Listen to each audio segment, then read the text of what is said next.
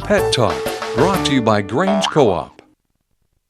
Welcome to this week's Pet Talk. I'm Travis Cook, joined by Ken Alteen with the Southern Oregon Humane Society. And Ken, who do we have here today?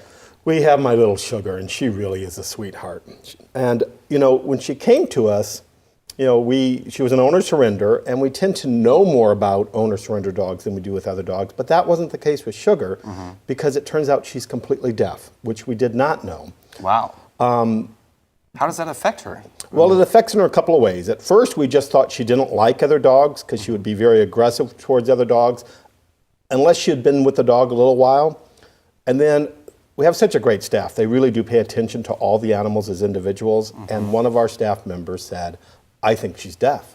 And so we did some testing, and indeed she is. So it turns out she's terrified of other dogs because she doesn't see, she doesn't hear them coming. Right. And suddenly, boom, That's scary. It's scary. They're in her face. And so she reacts always on the defensive aggressive.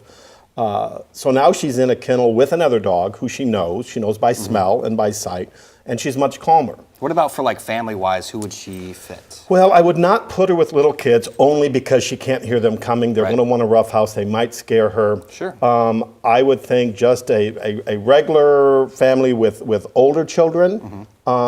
She doesn't need a very active home. She likes to go for walks, but she doesn't need to go for runs. I think just a regular home where people understand that if you want her attention, you need to use visual cues to get that. Right. You know, use the harness to help direct her, and she does very well. She compensates very well for it.